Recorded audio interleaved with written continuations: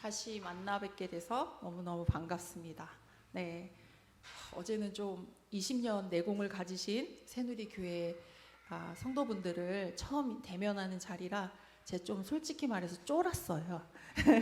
근데 저와 같은 생각을 가지고 있고 하나님을 기쁘시게 하는 일에 너무 많은 고민을 하고 있다라는 걸 듣게 돼서 저도 이제는 안심이 되고 내가 먼저 했던 목장에 대한 나눔을 들려드리면 좋겠다라고 하면서 여기 와서 이제 기도하는데, 아까 찬양을 인도해 주신 그 분 때문에 제가 갑자기, 원래 이 오늘 간증은 눈물 안 흘리는 게 제 목표거든요.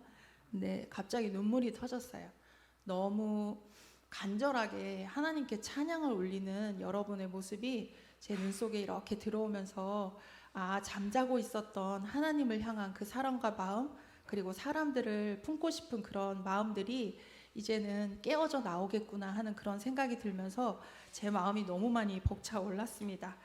얘기는 들으셨죠? 제가 영화배우 이영애는 아니고 소문 다 났죠?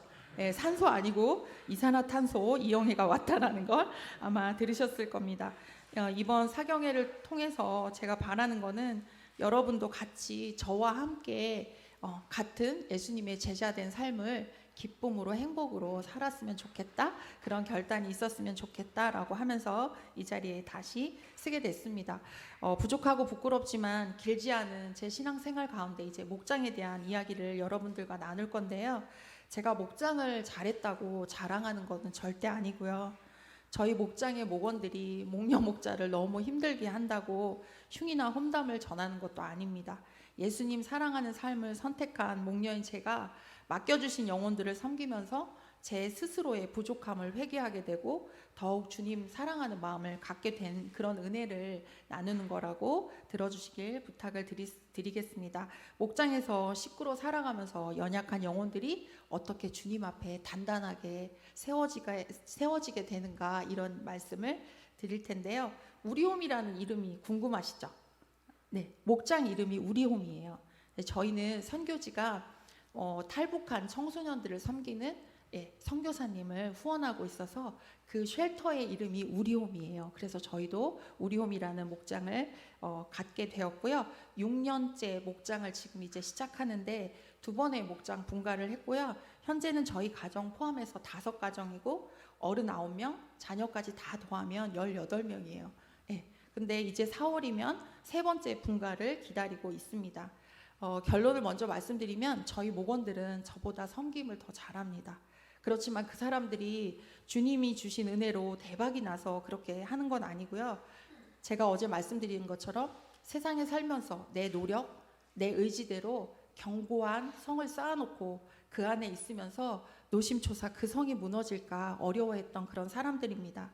이제는 정말이지 주님이 주시는 생명수가 없으면 하루도 살아갈 수 없는 그런 절박한 불쌍한 영혼들이라고 저는 생각하고 있습니다.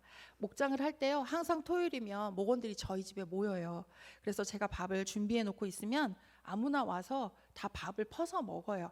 그러니까 솥단지채로 그냥 내놔요. 처음에는 엄청 신경 썼어요. 막 데코도 하고 막 냅킨도 깔아놓고 다 소용없어요. 전부 다 휴지로 변해요. 네, 그래서 이제는 솥단지로 이렇게 차려놓고 하면 모두 다 와서 밥을 퍼먹고, 그리고 차고 넘치게 준비를 하지만 사람들은 늘 배고파서 옵니다. 요즘 세상에 집밥 먹는 사람 흔치 않습니다. 그래서 저는 항상 그냥 평범한 음식을 준비해 놓고 기다립니다. 그러면 와서 밥을 먹고요. 사람들이 자기 이야기들을 막 해요. 남들에게 하지 못했던 이야기들을 하면 목녀는 그냥 밥 퍼주고 음식 주면서 들어주면 돼요. 그랬구나. 저 무슨 얘기하는지 잘 몰라요. 바빠가지고. 그랬구나. 힘들었겠다. 아니라니까요, 목녀님. 내가 언제 힘들다고 그래. 어머, 그랬니? 이렇게 해도 하나도 흉이 되지 않는 곳이 목장입니다. 그러면 음식을 얼마나 준비하냐? 너무 걱정되시잖아요. 평균적으로 12인분 정도의 밥을 합니다. 저희는 전기밥솥이 없어서 그냥 무쇠솥에 2번 밥을 하며 준비를 하게 되는데, 가끔 목장에 단톡에 여러분 먹고 싶은 메뉴가 뭐가 있어요? 라고 하면 본인들이 하기 힘든 요리를 올려요. 네. 근데 해줘요, 그냥. 네. 그래서 뭐 닭볶음탕 이런 게 올라올 때가 있거든요. 그럴 때는 12인분의 닭볶음탕을 하려면 일반 웍에는 안 되고요. 찜솥에 이렇게 들통 같은 데다가 익혀서 만들어요. 그런 걸 볼 때마다 저희 목자인 남편이 이렇게 말했어요. 야, 우리 동네에 있는 마트에 있는 닭은 다 이 안에 있다. 도대체 얼만큼 할 거야? 이렇게 하다가 다 빵꾸 나잖아. 이러니까 뭐든지 모자라잖아. 이렇게 얘기를 합니다.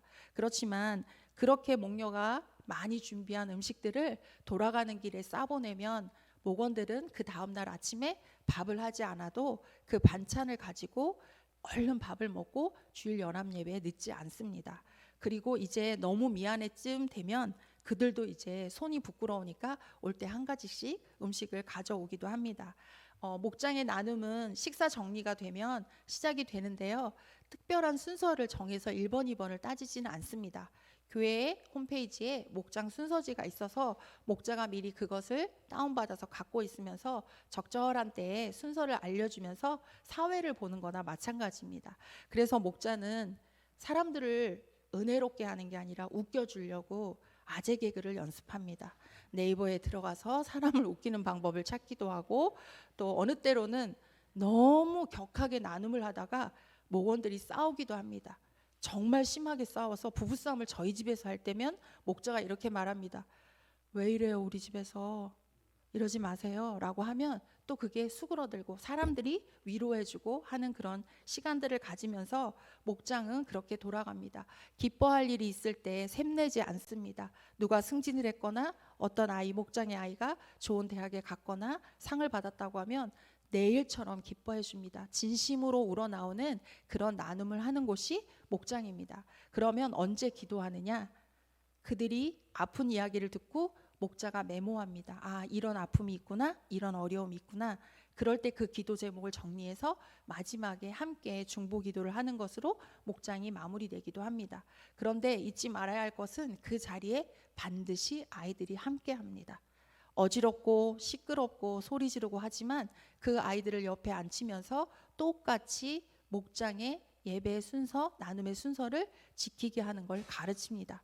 나중에 어린이 목자가 세워지면 그 아이가 아이들을 따로 데리고 가서 목장을 합니다. 그 전에 우리가 해주는 것은 아이들에게 올리브 블레싱이라고 어린아이들을 위한 기도를 반드시 목장에서 먼저 시작하고 목장이 진행이 됩니다. 이렇게 하다 보니까 사람들이 교회에 오는 것이 즐겁습니다. 아이들도 집에선 말을 듣지 않지만 목자, 목녀의 말은 듣습니다. 그리고 형, 동생으로부터 배우는 게 있기 때문에 목장은 그런 교육을 할 수 있는 그런 현장이기도 합니다. 이렇게 목장을 시작하다 보니까 그냥 제가 하는 거는 목장 그러면 떠오르는 생각 하나가 집밥 이렇게 떠올리게끔 제가 섬김을 합니다. 제가 섬기고 있는 목원의 한 이야기를 할 텐데요. 한 주도 빠지지 않고 기타를 메고 목장에 참석하는 찬양 부장님 부부가 있습니다. 경제적으로 돈이 많아서 늘 차고 넘치기 때문에 부족함이 없는데도 그 물질을 잃을까 봐 늘 불안해하고 기도하는 그런 부부입니다. 그 집사님 부부 중에 특히 아내는 모태신앙인데도 불구하고 헌신에 대한 알레르기가 있어요. 뭐만 헌신하려고 하면 몸이 아프다 그러고 못 나오겠다고 하고 항상 합니다. 그런데 목자 목녀에게 그렇게 늘 시험 드는 이야기를 하는 그 친구가 목장에서 식사 준비를 하면 가장 먼저 달려옵니다. 그래서 맛있는 거를 다 가져가서 먼저 먹습니다. 얄미울 것 같죠? 근데 예쁩니다. 내가 해놓은 음식을 먹어주는 것만 해도 너무 예쁩니다. 근데 나중에는 반찬을 또 싸달라고 떼쓰기도 합니다. 다 싸서 보냅니다. 그래도 나를 찾아와주는 그 목원이 예쁩니다. 그런데 밑도 끝도 없는 어떠한 불안에 대한 그런 안전에 대한 염려가 있어서 우리가 코로나를 맞이하기 이전부터 이 식구들은 모두 다 4명이 마스크를 쓰고 다녔습니다. 바이러스 때문에 죽을까 봐 그런 공포에 시달리고 아이들이 목장과 교회에 어떠한 바이러스가 돈다고 할 때는 하얀 방역복 아시죠? 그거를 방불케하게 온몸을 둘둘 싸고 나타나서 사람들을 막 기함시키고 하는 그런 자매입니다. 어느 날은 트럼프 대통령이 당선되고 새벽 2시에 저한테 전화가 왔어요. 이 목원한테. 목녀님, 우리나라 핵전쟁이 일어날 것 같아요. 이제 우리는 죽을 수밖에 없어요. 근데 집에 방독면이 3개밖에 없어요. 사람은 4명인데 이렇게 울었던 사람입니다. 어느 정도인지, 그 불안함에 대한 강도가 어느 정도인지 아시겠죠. 그리고 늘 기도 제목을 목녀한테 전해주고 본인은 기도 안 합니다. 원래 기도는 중보 기도가 센 거라고 본인은 기도하지 않습니다. 네. 그런데 목녀인 저는 그럼에도 불구하고 새벽마다 그 기도 제목을 붙들고 눈물로 부르짖고 그 아내 목원을 위해서 수년 동안 울면서 지금까지도 기도를 하고 있습니다. 그런데 어느 날 그 불안에 대한 원인을 성령님이 알게 해주셨어요. 모태 신앙인 그 목원이 믿음이 없다는 거예요. 저는 믿음의 반대말이 불신앙인 줄 알았거든요. 아니요. 믿음의 반대말은 두려움이에요.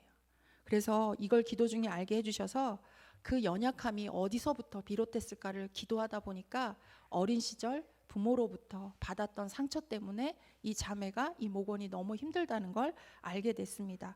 그 상처로 인해서 어른이 되었지만 인지적이고 정신적이고 감정적인 게 성장하지 못해서 늘 어린아이 같은 그런 떼씀이 있구나라는 것을 느끼게 됐습니다. 목장에 다른 가정의 아이와도 싸웁니다. 먹을 걸 가지고 내가 먼저 먹을 거라고. 그런데 그런 목원을 두고 저는 이 목원은 어린아이구나 라고 그렇게 생각하고 도와줍니다. 그런데 어느 날 이 헌신호 알레르기가 또 도졌는지 이렇게 목장에서 나눔을 했습니다. 제가 여러 인터넷 설교를 다 들어보고요, 목사님들의 그런 위로를 다 받아봤는데 헌신이 가장 큰 섬김이고 그 섬김이 가장 큰 행복이라고 말하는 이 꿈꾸는 교회가 너무 힘들어요. 제일 힘든 거는 FM대로 목장 생활하고 교회 생활하는 저 목녀 때문에 너무 힘들어요. 이 말을 목장 안에서 나눔으로 하는 거예요. 그러자 남편 목자가 그 이야기를 듣고 너무 힘들었겠다. 목원에게 이런 아픔을 준 목녀는 지금 당장 이 자리에서 사과를 하라는 거예요. 내가 뭘 잘못했지? 그런 생각을 했습니다. 이 목자 지금 정신이 나갔나? 라고 생각했습니다. 그런데 제가 끝까지 고집을 부리면 목장이 끝날 것 같지 않아서 그냥 아무 이유 없이, 생각도 없이 잘못했어, 미안해, 이제는 FM대로 안 할게 라고 사과를 했습니다. 그러고 나서 어떤 말을 하냐면 목자 목녀는 못할 일이에요 라고 얘기를 하는 거예요. 제가 그 순간 여태까지 성령의 임재함으로 참았던 인내력이 폭발을 했습니다. 나도 너 목녀 시킬 생각 1도 없어 라고 하고 화를 냈습니다. 그리고는 그 가족들은 그 다음 주에 교회를 나가버렸고 목장을 나갔습니다. 제가 분가를 할 때 저희들을 따라와서 헬퍼가 되겠다고 손을 들고 왔던 가족이라 너무나 믿었었는데 그런 행동을 하는 그 가족, 그 목원이 너무너무 미웠습니다. 제 마음속에 열불이 일었지만 그런 제가 할 수 있는 건 성전 바닥에 와서 뒹구는 일밖에 없습니다. 기도를 하면서 너덜너덜 다 찢긴 제 모습을 봤습니다. 너무 초라한 사람처럼 너무 불쌍한 모습으로 하나님 앞에 있는 제가 마음에 들지 않았습니다. 제가 이렇게 말했습니다.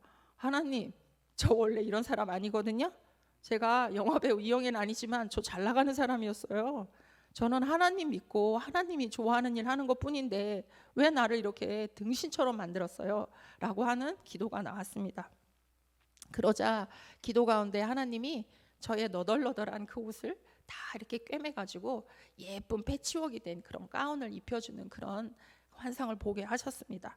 눈물이 딱 멎었고 그냥 이런 일이 있으면 이렇게 기도에 와서 하나님을 찾으면 되는구나 라고 하면서 힘이 나서 다시 또 목장을 할 수 있었습니다. 그런데 너무 기가 막힌 건 한 달 후에 그 교회를 나갔던 목장 식구들이 들어왔습니다. 목장 시간에 찾아와서 저는 요리를 하고 있는데 갑자기 비밀번호 누르는 소리가 났어요. 저는 그 목장 식구인지 모르고 너무 잘 왔어, 얼른 와, 밥 먹어, 이렇게 인사했거든요. 봤는데 그 식구인 거예요. 얼굴을 보고 한 번은 튕겼어야 되는데 말은 했고 그러더니 이렇게 말했습니다. 나가보니까 여기만한 데가 없더라고요. 그리고 여러 교회를 돌아다녔는데 그 교회의 목사님 설교가 너를 걷어준 그 교회에 있지 말아라, 첫 신앙을 버리지 말아라, 그리고 예수 쉽게 믿으려고 하지 마라 라고 하는 설교 때문에 불편했다는 거예요. 그리고 결정적으로 제일 목장에 올 수 있었던 건 밥이 너무 맛이 없더래요. 식권을 주고 사 먹는데도 밥이 맛이 없어서 왔다고 하면서 또 예전처럼 그렇게 밥을 퍼서 열심히 먹더라고요. 도대체 밥이 맛있어서 돌아온 건지 아니면 정말로 여기가 좋아서 하나님의 곁을 다시 찾아온 건지 알 수는 없지만 저는 그래도 그 가족이 너무 감사하고 예쁩니다. 그리고 이제는 껌딱지처럼 붙어 있으면서 나가려고 하지도 않습니다. 그런데 조금 자라고 성장한 게 있다면 뒤에서 없는 사람들, 어려운 사람들을 물질로 많이 섬겨주고 있습니다. 그런 행동을 하는 그 목원이 너무 예쁘고 그렇게 성장시켜준 그 하나님의 힘이 너무나도 놀랍고 놀랍습니다.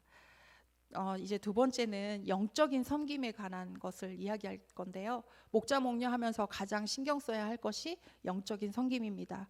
누구에게 물건을 전해주거나 특히 목원에게 내가 물질을 주거나 아니면 밥을 섬길 때 음식을 건네줄 때 기도하지 않으면 시험에 듭니다.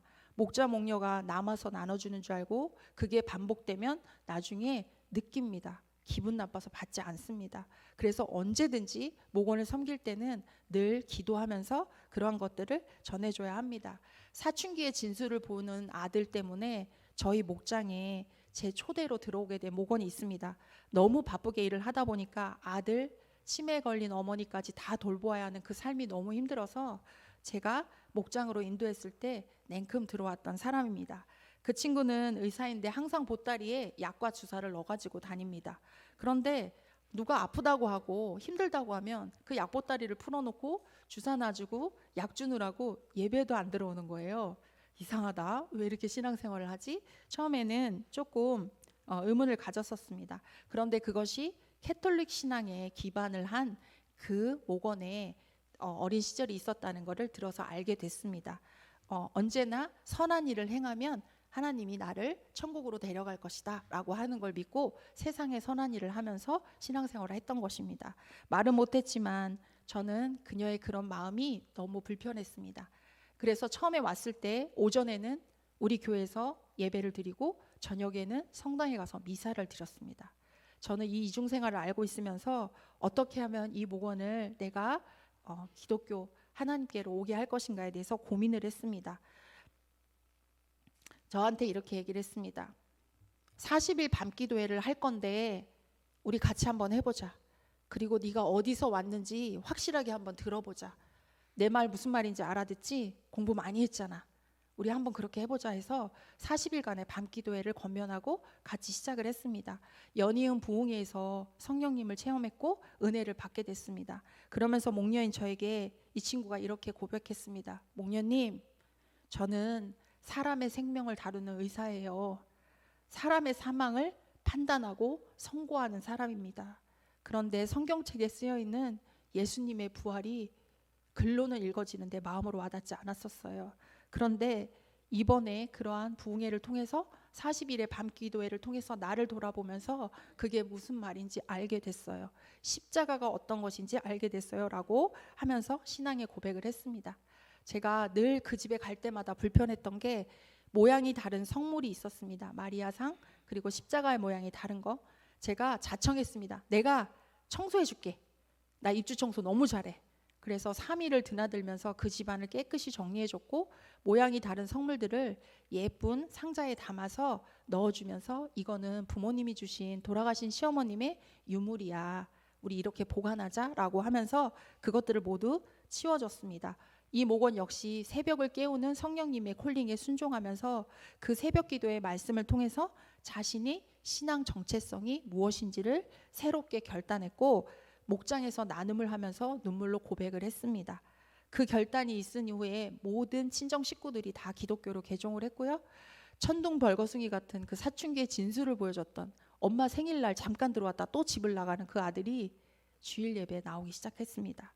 그 아들이 순한 양이 돼서 엄마 말에 순종하는 그 모습을 보면서 이 목원이 먼저 그의 나라와 의를 구할 때 하나님께서 더해 주시는 축복이 무엇인지 알고 이제는 3년 전 저를 도와주겠다며 목자로 헌신을 했습니다.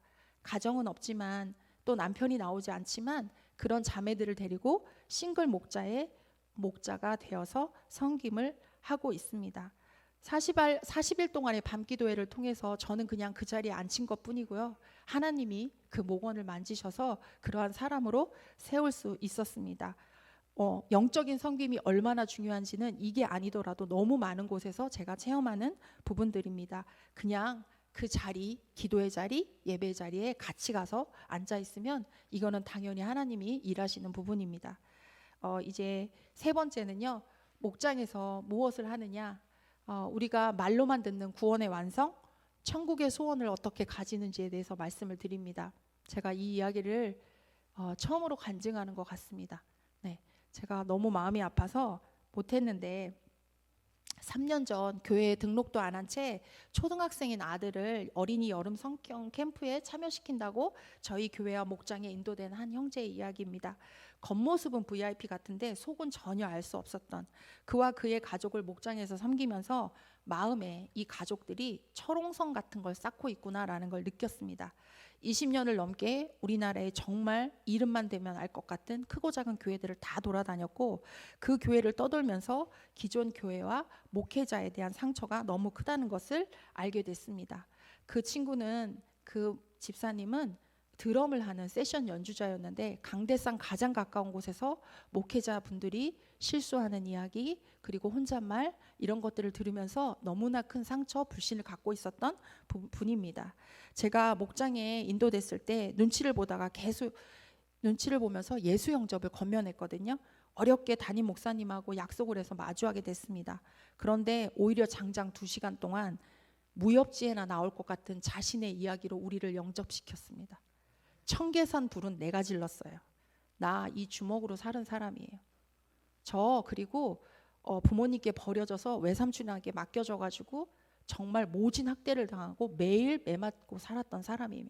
나는 그런데도 죽지 않았어요 라고 말하는데 그 목소리가 나 이런 사람이야, 앞으로 건들면 안 돼 라고 하는 그런 다짐처럼, 경고처럼 들렸습니다. 그런데 이 이야기를 다 들으신 저희 담임 목사님께서 그 형제에게 이렇게 말했습니다. 내가 그 목회자들이 무엇을 했는지 다 알 수는 없어. 그런데 그렇게 상처를 받았다면 내가 진심으로 그들을 대신해서 사과할게. 받아줘라. 그리고 이제부터는 목장에 나와서 밥 먹고 나랑 매일 밥 먹고 놀자라고 얘기를 했습니다. 이후로 목장에서 목원들과 교제하는 가운데 특히 일명 저희 목장 남자들을 브라더라고 하거든요. 에고 브라더예요. 그냥 브라더가 아니라 고집센 그 남자들끼리 끈끈한 나눔을 통해서 형제의 마음이 조금씩 녹기 시작했습니다. 시도 때도 없이 눈만 마주치면 그 형제에게 밥 먹자고 제안하시는 담임 목사님에게 마음을 열면서 찬양 사역도 하고 공동체의 가족이 되는 것 같았습니다. 그런데 그러다가도 목장에서, 교회에서 누군가 눈을 똑바로 쳐다보거나 몸을 치거나 하면 그 자리에서 싸웠습니다. 어린아이하고도 싸웁니다. 그러면 그 사과를 하러 다니는 거는 목녀의 몫이었습니다. 죄송해요. 저희 VIP예요. 이해해 주세요. 이런 사람이 어느 날은 저에게 찾아와서 이렇게 말하는 것이었습니다. 저희가 장모님을 모시고 사는데 교회 다니지 않아요. 그래서 그분을 교회에 인도하려고 저희는 정말로 열심히 섬기거든요. 그런데 그 어머님이 저희를 핍박합니다. 도저히 같이 못 살겠어요 라고 저를 찾아왔습니다. 어떻게 해드릴까요? 라고 했더니 강원도 어디 깊은 산골이나 바닷가 근처로 이사를 가겠다는 거예요. 돈이 없다고 말했습니다. 저도 없어요. 저희 집에 아들도 없고 집이 비어 있는데 우리 방이 2개가 놀고 있거든요. 이사 오실래요? 라고 했더니 아니요, 다음에 올게요 라고 하고 간 적도 있습니다. 그러던 어느 날 배가 아파 찾아간 병원에서 대장암 사기라는 날벼락 같은 이야기를 듣게 됐고 암 판정을 받은 날 저녁에 저에게 전화를 해서 아내와 아이들을 잘 부탁한다고 했습니다. 목장에서 나눔을 못했는데 우리 아내와 결혼식을 치르지 못했고 면사포를 씌워주고 싶다고 얘기를 했습니다. 그 말을 들으면서 저희 고민은 시작됐고 하나님께 기도로 엎드렸습니다. 그 형제의 고백에 제가 꼭 결혼식을 시켜주고 싶은데 한두 푼 드는 것도 아니고 그래서 제가 목사님을 찾아갔습니다. 목사님은 이렇게 말씀하셨습니다. 자, 우리가 다 섬겨주자. 대신에 도울 사람들을 찾아서 우리가 한번 마련해보자. 대신 깜짝 결혼식이니까 아무에게도 말하지 마라 라고 해서 목사님과 비밀리에 결성을 하고 그 결혼식을 준비했습니다. 가정의 달을 맞은 5월에 전 성도가 함께하는 예배에서 목사님께서는 서로 사랑하는 설교를 말씀으로 전해주셨습니다. 그러면서 이렇게 말씀하셨어요. 오늘 이 설교는 주례사입니다 라고 했고, 그 사랑을 전하는 결혼식이 곧 시작됩니다 라고 말했습니다. 이어서 준비를 마치고 대기하고 있던 신랑 신부가 성전문을 열고 아들과 딸과 함께 들어왔습니다. 자녀에게 꽃을 받고 주례이신 목사님의 인도를 받으면서 그 결혼식이 너무너무 아름다웠습니다.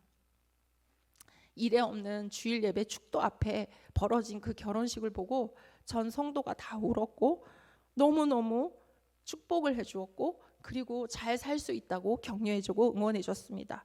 저는 그때 뒤에서 보면서 이게 이 세상에서 사는 천국이구나라고 하는 것을 느끼게 됐습니다.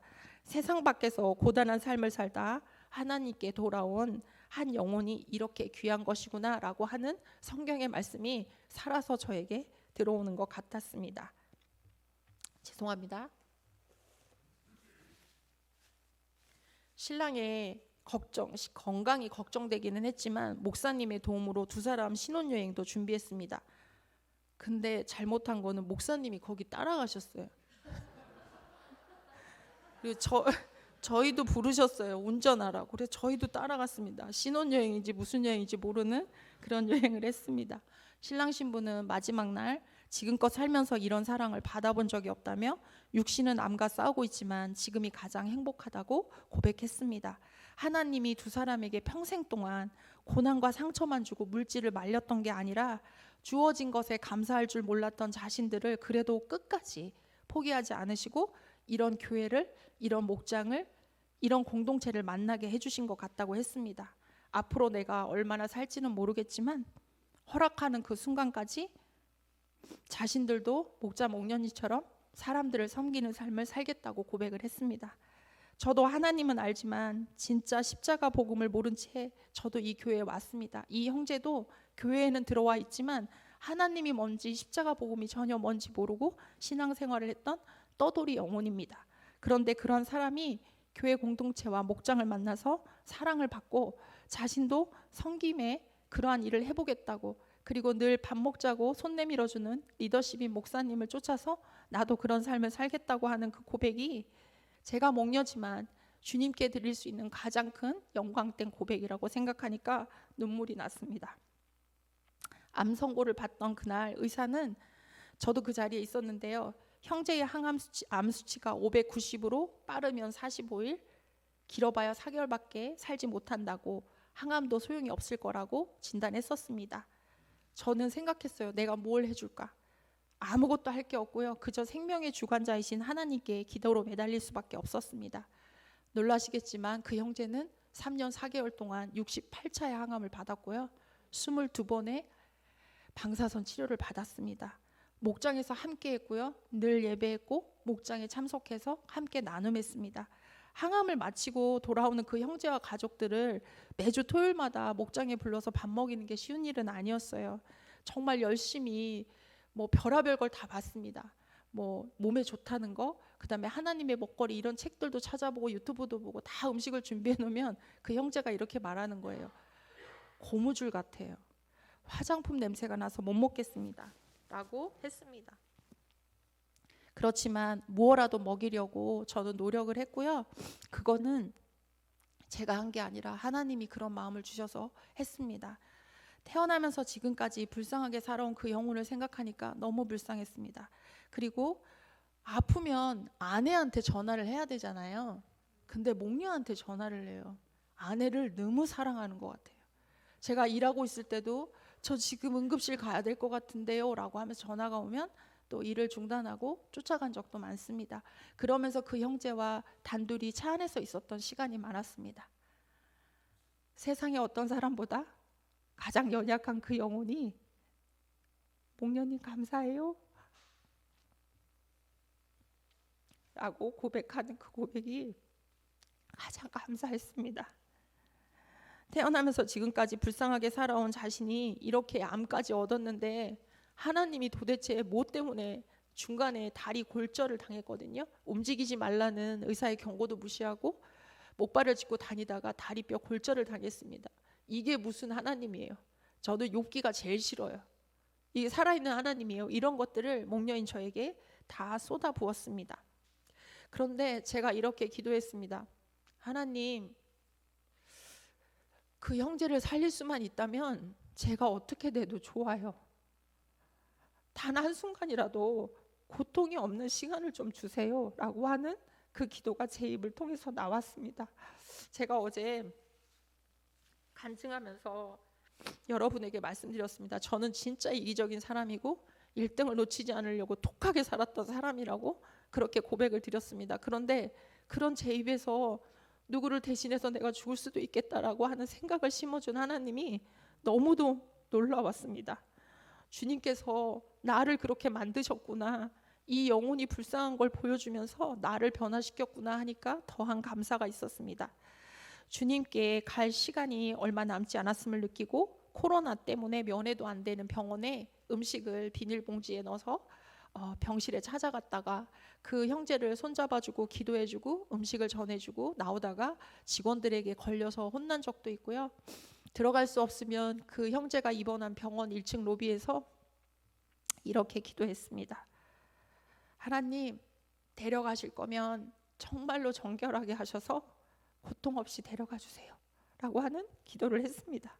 시간이 허락될 때마다 그런 말들을 하는 저를 돌아보면서 저는 그렇게 대범한 사람도 아니고 누구를 위해서 이렇게 눈물로 기도하는 사람도 아닌데 나를 어떻게 이렇게 변화시킬까 하는 하나님의 그 놀라운 일하심이 너무 좋았습니다. 5개월 전 그 형제는 너무 평안한 모습으로 스스로 눈을 감고 천국으로 떠났습니다. 짧은 3년의 목장 생활 동안 그 형제가 좋아했던 음식을 장례식에도 마련해서 보내줄 수 있어서 너무너무 좋았습니다. 세상에서 가장 외롭고 힘들게 살았던 한 영혼이 결혼식도 장례식도 한 교회에서 많은 사람들과 함께 누리고 갈 수 있게 해주신 주님이 너무 감사했습니다. 평생을 외롭다고 말했던 그 형제에게 얼마나 많은 사람들을 보내줬던지 그 형제의 상처를 끝까지 어루만져 주시는 하나님의 역사하심이 놀라웠습니다. 최선을 다해서 섬겼기 때문에 후회도 없고요. 천국에 간 것을 알기 때문에 저도 이렇게 살다 부르시면 가서 만나면 된다는 확신이 있습니다. 저에게는 중간에 믿었던 신앙이기 때문에 천국에 간다는 확신이 없었어요. 솔직히 말씀드리면 의지로 믿으려고 했었는데 그 형제를 보니까 알겠더라고요.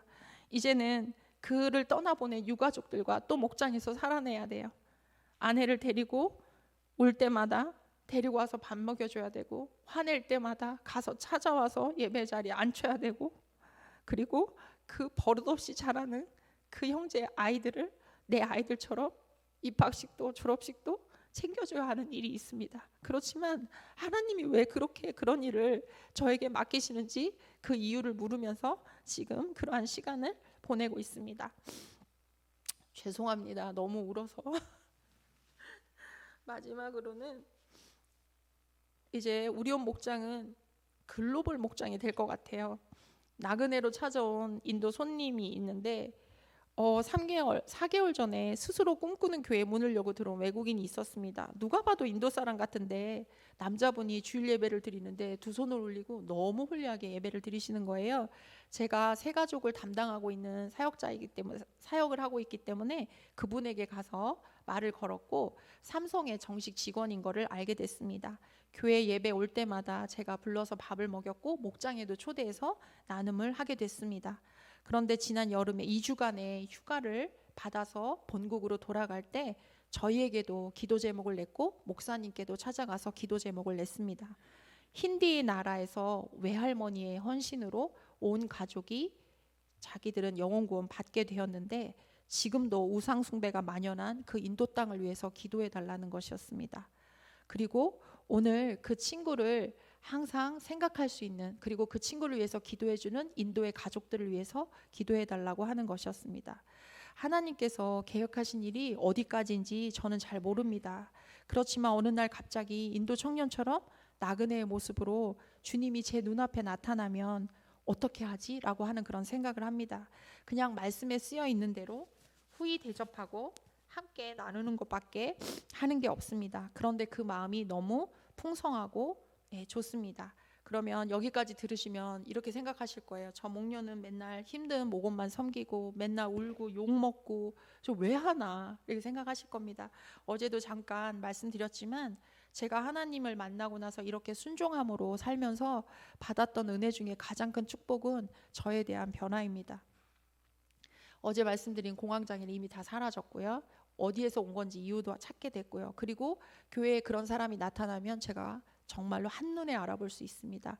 목장에 소속이 되어 있든 되어 있지 않든 제가 그런 사람들을 1대1로 만나면서 저와 같은 공황장애를 어떻게 치료해야 되는지도 제가 나눔하면서 섬길 수도 있습니다. 그리고 제일 좋은 건 제가 뭐라고요?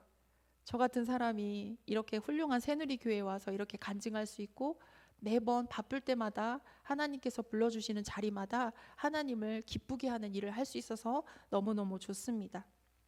그리고 가장 좋은 건 새벽 예배를 붙들고 기도의 시간을 늘려가는 그런 기쁨이 가장 좋습니다. 여러분에게 꼭 말씀드리고 싶은 건데요. 목자 목녀가 됐든 목원이 됐든 어떤 사람이 됐든 하나님의 말씀대로 살아갈 때 가장 필요한 것이 기도입니다. 기도하지 않으면 매번 시험에 넘어지고 저 또한 하루도 기도하지 않으면 그 힘든 시간들을 버텨내야 하기 때문에 저는 그러한 기도의 시간을 확보할 수 있는 게 너무 좋습니다. 매일 발바닥에 모터 달린 사람처럼 날아다니고 몸이 10개라도 부족할 정도로 그렇게 살지만 하나님이 주시는 그런 에너지가 있어서 너무 기쁩니다. 이 힘은 순종과 헌신에서 나온 거고 주님이 주시는 거기 때문에 마르지도 않습니다. 제게는 이게 은혜입니다. 저희 목자의 남편도 역시 저와 함께 목장을 하면서 자신이 정말 철두철미한 사람이지만 동네 아저씨처럼 푸근하게 모습이 변하면서 많은 사람들을 교회에서 끌어안으려고 합니다. 어울리지 못하는 사람을 불러서 함께 밥 먹고 그리고 젊은 사람들을 세워서 교회 일꾼이 되게 하려는 그런 계획도 가지고 기도로 그리고 물질로도 마음으로도 열심히 섬기고 있습니다. 저희 남편은 어떤 사람이냐면 목사님이 저희 남편이 방언 받으셨을 때 이렇게 얘기했어요. 우리 교회의 심영선 목자가 방언 받으면 안 받을 사람 못 받을 사람이 없다고 그렇게 말했던 사람입니다. 그런데 이러한 사람이 행복한 교제를 이어나가는 그런 것이 너무나 감사합니다. 그리고 또 하나 제가 또 받은 축복 중에 제일 큰 거 저희 자식에 대한 이야기인데 자랑이 아니고요. 너무 부끄러워서 말을 할 수가 없습니다. 네, 제가 뭐 해준 게 별로 없어요. 그냥 하나님의 학교에 던져놓은 것밖에 없고요. 저는 주님의 일을 했습니다. 한 가지 어제 말씀드리지 않은 것 가운데 제가 간증을 하나 드리면 아이가 일본에 갈 만한 형편이 아니었어요. 그런데 어느 날 교회에 일본에서 목회자분들이 찾아오셨어요. 그러면서 그분들이 다과를 대접해야 되는데 월요일이라 목사님 혼자 계셨고요. 제가 기도하러 나왔다가 마주쳤어요. 그래서 그 자리에 제가 가서 다과를 섬길 수 있는 그런 자리가 생겼습니다. 그런데 그 말씀 중에 선교사로 나가신 어떤 분이 제 이야기를 했다는 얘기를 듣게 됐습니다. 목사님이 놀라시면서 그 목녀가 이 목녀예요 라고 얘기를 했고요. 그 세 쌍의 네 쌍의 목사님들이 저에게 마지막에 축복 기도를 해주시는데 아들은 동경에 있는 대학에 될 거예요. 우리 교회가 거기 있습니다. 함께 신앙생활 했으면 좋겠습니다 라고 축복 기도를 해주셨습니다. 아이는 6군데의 학교 중에 모든 도쿄, 오사카, 교토 다 떨어지고요. 도쿄만을 제외해놓고 마지막 최종 날짜에 동경에 있는 대학에 합격을 했습니다. 어떻게 보낼까? 돈이 없어서 동경에 있는 공항에 보내지 못했습니다. 지방에 있는 공항을 선택해서 보냈고 그것도 그곳에 계셨던 저희 교회를 통해서 나가신 선교사님이 이곳으로 보내주세요라고 해서 보냈습니다. 그분의 카톡이 목사님께 이렇게 왔다고 합니다. 꿈꾸는 교회에서 요셉이 오고 있어요 라고. 그 인도하심 때문에 기숙사도 그리고 나가야 될 교회도 걱정하지 않았습니다. 아이가 인도를 받아서 간 그 교회는 저에게 축복 기도를 해주셨던 그 목사님의 교회였습니다. 저는 한 번도 무엇을 바라고 섬기거나 해본 적이 없습니다. 그런데 그렇게 일하시는 하나님이 제게 내가 이렇게 일하고 있어 라고 하는 것들을 말씀해 주시는 게 너무너무 감사합니다. 앞에서 말씀드린 대로 저는 첫 신앙이고 당대 신앙입니다. 믿음의 생활이 짧아서 20년씩 목장 생활하신 여러분들에게 어떤 것도 드릴 말씀이 없고 에피소드도 별로 많지 않습니다. 그런데 영혼 구원의 사명을 나에게 맡겨주셨다는 그 마음 하나로 너무너무 행복하고 즐겁습니다. 여러분들이 저를 보기엔 어떠실지 모르겠지만 이렇게 날아다닐 사람이 아니에요. 그런데 어디선가 주시는 그 에너지와 행복감 때문에 매일매일을 행복하게 살고 있습니다. 목장이 온전한 주님의 교회여서 저는 양육됐고요. 그리고 함께 기도해주는 공동체가 있어서 힘을 낼 수 있었고요. 그리고 언제나 따뜻하게 맞이해 주시고 밥을 챙겨주시는 목사님의 리더십이 있어서 저는 살아날 수 있었습니다. 물질적 섬김, 헌신 다 중요합니다. 지식도 다 중요합니다. 그렇지만 그거보다 더 중요한 것은 항상 깨어있으면서 기도하고 영혼들을 불쌍히 여기는 그런 마음을 가진 그 파수꾼 같은 그 마음 하나만 있으면 된다고 생각합니다. 제가 여기 계신 여러분들에게 다른 거는 이야기 드릴 게 없고요. 마지막으로 꼭 전해드리고 싶은 말씀이 있습니다. 내가 너희에게 한 것과 같이 너희도 이렇게 하라고 내가 본을 보여준 것이다. 요한복음 13장의 말씀인데요. 하나님께서 여러분에게 기도 중에 아니면 걷다가 마음 주시면 그냥 하시면 됩니다. 시행착오를 겪으면서도 주님 말씀을 믿고 떠나지 않으시고 그 자리를 지키시면 하나님이 일하십니다. 정말 힘든 순간에 용기 내서 한번 순종해 보세요. 없는 것으로 섬길 때 더 큰 행복이 있고요. 더 큰 축복이 있습니다. 목자 목녀는 받았기 때문에 남을 섬길 수 있어요. 목원을 섬길 수 있어요. 그 받은 목원은 또 VIP를 섬길 수 있습니다. 그 섬기는 사랑이 어느 때보다 강력하다라고 저는 생각하고 있습니다. 마지막으로 여러분들도 늘 기도로 무장하고 제가 간증드린 게 별거는 아니지만 굳건하게 예수님 닮아가는 삶을 선택했으면 좋겠습니다. 끝까지 저와 새누리교회 여러분이 하나님께 합당한 사명된 삶을 살 수 있도록 저도 중보하겠습니다. 끝까지 들어주셔서 감사합니다.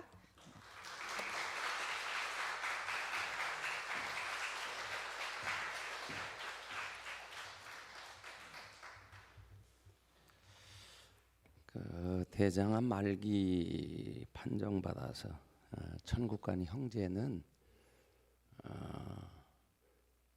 태어나서 몇 년 지난 후에 부모님이 이혼을 했어요. 그리고 난 다음에 외삼촌 손에 자라게 된 거예요. 근데 이 외삼촌이 이 조카만 보면 미운 거예요. 왜? 그 아버지 때문에, 이놈 때문에 자기 누이가 불행하게 됐다 이 생각이 드니까 하루도 맞지 않은 날이 없대요. 그날부터 밥만 먹이면 때리고 밥만 먹이면 때리고. 제가 지금도 잊을 수 없는 게, 목사님 차라리 아침에 맞는 게 나아요. 저녁에 안 맞으면요 언제 불러낼까 긴장되고 두렵고, 차라리 일찍 맞으면 저녁에 잠이라도 편하게 자잖아요. 안 맞은 날은 그 밤이 두려운 거예요. 맞아야 자니까. 이렇게 매일 맞고 자란 인생을 한번 생각을 해보세요. 그래서 결혼하고 미국 간 여동생이 권면을 해서 교회를 나가게 됐어요. 교회를 다니면서 설교를 들으니까 하나님은 계신 것 같아. 그래서 교회를 떠나지는 않아요. 주님을 떠나지는 않아. 그런데 하나님에 대한 분노가 얼마나 많은지 몰라. 아니, 하나님이 창조주시라며, 전능하신 하나님이라며, 내 아버지라며, 근데 왜 나 맞을 때 가만히 계셨어? 그게 아버지야? 저하고 생명의 삶을 공부하는데 제가 하나님은 참 좋으신 분이에요 그랬더니 그 시간부터 1시간 반 하나님이 좋으신 분이라고요? 나 이럴 때 왜 가만히 두셨어요? 나 이럴 때 왜 가만히 두셨어요? 1시간 반을 쏟아요. 그리고 이제 교회를 이렇게 다니는데 형제가요 체격도 크고요, 그리고 매일 맞고 자랐으니 상처가 얼마나 많겠어요. 누가 봐도 알아보겠죠. 그러니까 그가 나간 교회마다 이 형제가 부담스러우니까 구제비 얼마 주고 그것을 끝나는 거예요. 반가이 맞아주지도 않고 관심 가져주지도 않고. 그러니까 이 형제는 구제비 때문에 교회 온 게 아닌데 몇 푼 주면서 그냥 말없이 사라지라 그러는 것 같아서 이 교회 가서 또 상처받고 저 교회 가서 상처받고 마지막 우리 교회에 어떻게 나오게 됐느냐. 이 형제가 차를 타고 저희 교회 앞을 지나다가 꿈꾸는 교회 이름을 보게 된 거예요. 마지막 상처받은 교회가 우리 교회에서 1km도 안 돼. 이름 되면 다 아는 교회. 그 교회에서 마저 상처받아가지고 그런데 꿈꾸는 교회, 이 교회 한번 나가볼까? 이 생각 들어서 바로 전화를 한 거예요. 아내한테 전화해서 이 교회 좀 알아봐. 그 전화를 받은 아내가 교회로 전화했을 때 전화를 제가 받았어요. 그래서 안내해주고 그 가족이 사는 데가 가장 가까운 곳이 우리 이영애 목녀. 그래서 목장을 소개해주고 제가 이야기를 해줬어요. 이번 주일에 경기도 광주에서 이런 가족이 올 거다. 가장 가까우니 그 목장에서 안내하고 목장으로 인도하라고. 그게 계기가 된 거예요. 이 형제가 이제 성인이 된 다음에 뿌리를 찾잖아요. 그래서 호적도 뒤지고 하니까 호적에 올라가지 않은 것도 알았어요. 아버지가 자기 인생의 걸림돌이 될 것 같으니까 호적에도 안 올렸다는 걸 알았어요. 그래서 외삼촌에 대한 분노, 아버지에 대한 분노, 그리고 특별히 한국교회 대표적인 큰 교회들에 대한 분노, 큰 교회 목사님들에 대한 분노. 아까 간증했죠. 예수 영접 복음 전하려고 만났어요. 부부를 앉혀놓고 자기소개 1분만 해보라고. 아내가 먼저 1분 소개하고 남편이 1분 자기소개해야 되는데 2시간을 살아온 상처받은 인생 이야기를 한 거예요. 그런 형제. 근데 그 여동생도 결혼에 실패를 하고 이혼을 하고 한국으로 돌아왔어요. 그런 여동생이 자기 오빠가 변한 것을 보고 스스로 우리 교회를 찾아왔어요. 우리 오빠가 변해? 그러면 오빠가 다니는 교회는 어떤 교회인데? 그래서 지금도 평택에서 미군 부대에서 일하거든요. 평택에서 지금까지 열심히 신앙생활하고 최근에 와서 성령이 감동하셔서 목사님 저 남편에게 가야 될 것 같아요. 가서 남편 섬겨야 될 것 같아요.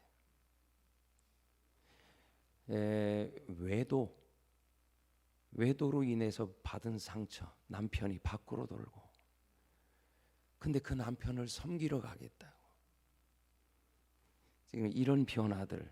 그리고 이 형제는 천국 가기 전에 외삼촌 만나서 용서했어요. 아버지 만나서 용서했어요. 이복 형제들 만나서 다 화해했어요. 그리고 천국 갔어요. 이런 변화. 그래서 이런 형제, 이런 가족이 변화될 수 있을까? 그런데 어느 날 하나님께서 종아, 이게 너희 교회 열매야. 이게 열매라고. 목장의 열매야, 가정교회 열매야. 이런 사람도 변한다. 힘들었지만 얼마나 보람 있겠어요. 제가 그 친구가 그렇게 사랑스럽기만 했겠어요?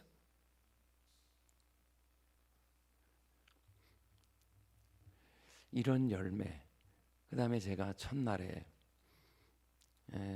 담관한 말기 형제 존재의 회복 이야기했었죠. 그런 열매. 건축하고 입당한 후에 엄마하고 아들이 교회를 나왔는데 아이가 잡해요. 5살. 목사를 보고 목사 알기를 우습게 아는 아이는 얘밖에 없더라고요. 교회 왔는데 아는 척도 안 해.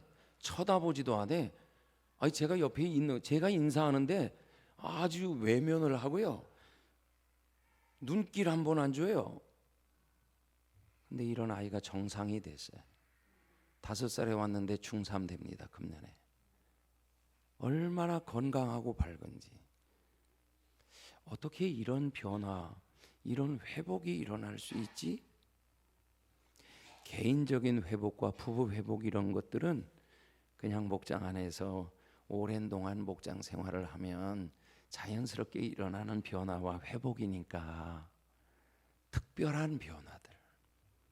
하나님이 몇 가지 사인으로 자폐가 치유되는, 담관한 말기 상처받은 인생이 내 인생이 지금이 최고라고, 내가 그렇게 가치 있는 존재인 줄 몰랐다고 존재 회복을 고백하는, 그리고 공동체를 통해서 천국이 믿어진다고 고백을 남겼던 형제, 그리고 지금 이 형제 가족, 이 가족이 변화되는 거, 이제 하나님이 우리에게 마지막에 맡길 사람이 있어요. 출소자들이에요. 출소자들 품을 수 있겠니? 하나님이 우리 교회로 하여금 그런 사람들을 품으라고 지금까지 훈련시키셨구나. 준비시키셨구나. 그래서 이 목장이, 이 형제 이름이 최연웅이에요. 최연웅 집사. 천국에서 다 듣겠지. 예. 이런 형제를 이렇게 해서 천국 보냈다. 그것은 그보다 더한 형제를 받아들일 준비를 시키신 것 같아. 이제 우리 교인들한테 그렇게 도전해. 우리가 이제 섬겨야 될 사람들, 하나님이 보내실 마지막 사람들이 있다. 출소자들이다. 우리 한국 기독교가 정말 그리스도의 사랑으로, 하나님의 생명으로 사람을 변화시켜 보자. 그래서 교도소 하나 세웠죠. 그게 소망교도소예요. SK 최태원 회장이 감옥에 있을 때 그의 고등학교 친구가 가정교회 하는 목사예요. 가정교회 하는 목사가 찾아가서 복음 전하여 최태원 회장이 감옥에서 예수 믿었어요. 그리고 이분이 출소하여서 관심 갖는 게 어디냐? 소망교도소에. 그래서 SK하고 연결이 되는데 교화 그리고 재활, 거기서 직업학교를 열어주고 사회 나가서 직업을 가지고 살아가도록. 그런데 아직도 이 사회는 출소자 그러면은 거부하고 거절하고 갈 데가 없는, 이제 하나님께서 가정교회에 보내시려고 하는 것 같아요. 그래서 주께서 우리에게 마지막 보내고자 하시고요 하려는 사람들이 그런 사람들이 아닌가. 그래서 우리 교인들한테 이제 우리가 받아들여서 가족으로 삼아야 될 사람들이 출소자들이다. 이제 계속 도전하고 있어요. 언젠가 보내시겠죠. 또 힘든 사람이 있어요. 탈북자들이. 여기 우리 홈 목장 섬기잖아요. 탈북 청소년들. 그들을 섬기는 선교사가 울지 않는 날이 없어요. 붙잡아 놓으면 뛰쳐나가고 붙잡아 놓으면 뛰쳐나가고 도덕 윤리 의식이 없어요. 거짓말 밥 먹듯이 해요. 공산주의 체제 속에서 자라왔던 이들이 변화된다는 게 얼마나 힘든지. 그래서 우리가 가정교회 18년 하고 우리가 깨달은 것, 정말 품기 힘든 사람들이 어떤 사람인가 봤더니 탈북자들이구나. 또 하나가 출소자들이구나. 그런데 그 이전에 그보다 좀 약한 사람들, 다루기 그래도 쉬운 사람들을 지금까지 보내주셨는데 점점 갈수록 센 사람을 보내시는 것 같아요. 그래서 제가 이 목장에다 맡길 때 저 목장에서 이 친구를 받을 수 있을까? 계속 품고 갈 수 있을까? 근데 잘했잖아요.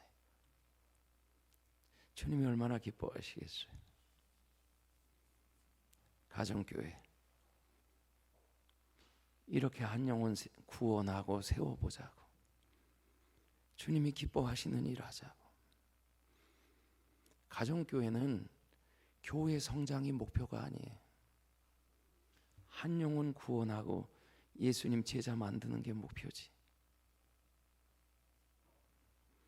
오늘은 목장 모임, 여러분이 20년 목장을 해왔다고 그랬는데, 그러면 가정교회 목장 모임은 어떻게 하고 있는가, 그 이야기를 조금 하려고 그래요.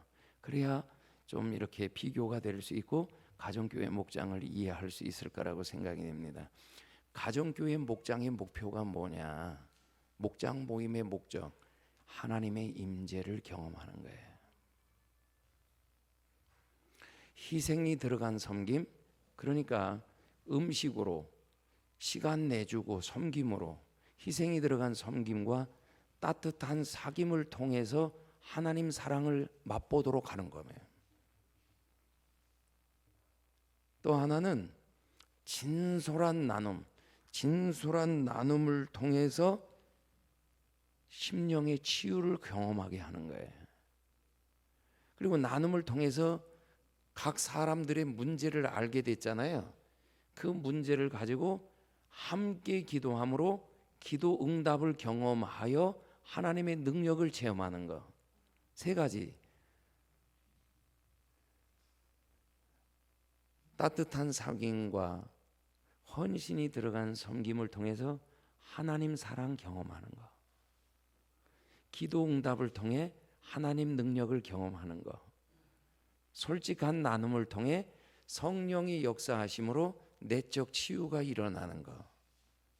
이게 가정교회 목장의 목적입니다. 원칙이 있어요. 원칙이. 이제 나중에 가정교회 세미나 가시면 다 들으니까 안 적으셔도 돼.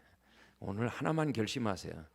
나 평신도 세미나 꼭 가겠습니다. 이것만 결심하면 다시 배우니까. 가정교회 목장은 절대로 성경 공부 모임이 되지 않도록 한다. 이게 원칙이에요. 두 번째는 삶 나눔이 중심이에요. 그런데 이런 일이 있었습니다. 이런 일이 있었습니다. 사건 나열하는 게 아니에요. 감정을 나누는 거예요. 이런 것 때문에 힘들었어요. 이런 일이 있을 때 내 감정이 이랬어요. 내가 이랬어요. 이렇게 반응했어요. 그래서 감정을 나누는 거. 그래서 속 깊은 이야기를 할 수 있어야 돼요. 그 다음에 이제 그런 문제들을 발견하게 되면 나눔을 중단하고요. 그 문제를 놓고 합심해서 기도합니다. 그게 목장 모임이에요. 그리고 이제 VIP가 왔잖아요. 안 믿는 사람이 목장에 오면 그의 이야기를 들어주는 것을 목적으로 합니다. 그래서 가정교회에서는, 목장에서는 안 믿는 사람이 목장에 왔다가 입만 열고 가면, 자기 이야기를 하고만 가면 1차 성공. 그러면 또 오고 싶어지는 거예요. 또 오고 싶어지는 거예요. 그 다음에 목장의 궁극적 목표는 전도와 선교입니다. 이런 몇 가지 원칙을 가지고 이제 목장 모임을 해요. 이제 모이면 어떻게 되는가? 금요일에 모이기도 하고 토요일에 모이기도 하고 반드시 식사를 같이 합니다. 애찬. 이 식사가 왜 중요하냐? 여러분, 가족이 어떤 사람들이에요? 가족은 같이 밥 먹는 사람들이에요. 요즘에는 밥 안 먹고도 같이 가족으로 살아. 근데 밥을 먹어야 돼요. 아내들이 이걸 굉장히 중요하게 여겨야 돼요. 남편과 자녀 밥 먹이는 거. 집안의 여인을 뭐라고 말하면 살림하는 사람이라고 그러죠. 살림이라는 단어가 살린다에서 왔다는 거 아십니까? 집안의 여자는 살리는 사람이에요. 살리는 사람. 그 어떻게 살려요? 밥 먹이는 게 살리는 거예요. 하루 세 끼. 여러분, 정년 퇴임하고 남편이 삼식이가 돼도요, 사명을 감당해야 돼요. 애들 밥 먹여서 보내야 돼요. 근데 집밥이 왜 중요하죠? 외식과 집밥의 차이가 뭐예요? 집밥은 사랑이 들어갔어요. 사랑. 밥만 먹는 게 아니에요. 사랑을 먹는다고요. 교회가 가족이잖아요. 에베소서 2장에서 하나님의 권속, 하나님의 가족, 에베소 교회를 통해서 교회는 하나님의 가족이라고. 그 가족이면 같이 밥 먹어야죠. 그래서 가정교회 목장은 밥을 먹어요.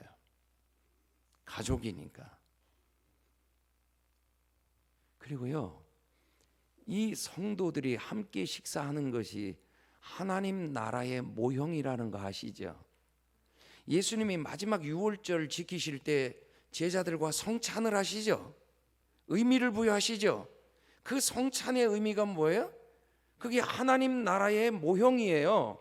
하나님 나라가 어떤 나라예요? 다양한 사람들이 똑같은 음식을 똑같은 분량으로, 지식이 많은 사람이나 적은 사람이나 부자나 가난한 사람이나 남녀노소 할 것 없이 같은 테이블에서 같은 음식을 같은 양으로 먹는 공동체, 그게 하나님 나라잖아요. 성찬을 통해서 주님이 뭐 보여주셨어요? 주님을 기억하라는 의미도 있지만 주님이 뭘 보여주시려고 하셨느냐? 하나님 나라. 그래서요, 교회에서 이 식탁 교제는 굉장히 중요한 거예요. 성찬의 의미, 하나님 나라의 모형. 중요합니다. 밥 먹는 것과 간식 먹는 거 달라요. 간식을 먹으면 손님 대접입니다. 밥 먹으면 가족입니다. 외식하는 것과 집에서 밥 먹는 거 다릅니다. 외식하면 희생이 더 들어가요. 밥값이 더 들어가니까. 근데 집에서 하는 것도 만만치 않아요. 아마 한 주 내내 집에서 식사를 하면 보통 2, 30만 원 들어갈걸요? 적지 않은 희생이지요. 근데 밥 먹는 게 그렇게 중요해요. 저희들도 처음에 꼭 밥 먹어야 되나? 우리 가정교회 시작할 때 장로님 부인이 목사님 이제 60이 다 돼가는데 이 나이에 밥을 하리? 이러시더라고. 이 나이. 그러면 그 나이에 밥을 하리? 안 하셨어요. 근데 젊은 목녀들이 다 밥을 하니까 미안하니까 한 달에 한 번만 밥 먹겠다고. 그러더니 이분이 이걸 깨달았어요. 간식 먹는 날과 밥 먹는 날의 분위기가 다르더라는 거예요. 지금은 어떻게 변했는지 알아요?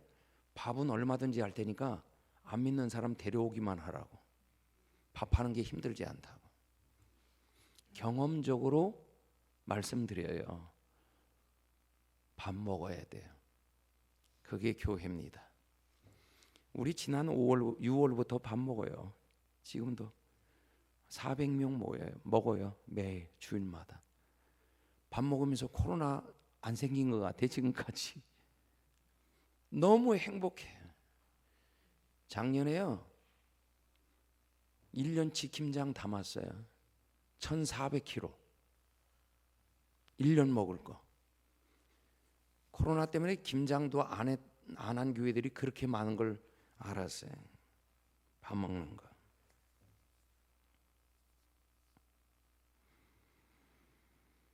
그리고 이제 밥 먹고 난 다음에 뭐 하냐면, 이제 밥 먹고 나면은 남자와 여자들이 밥을 먹으면 항상 여자들이 말이 많아요.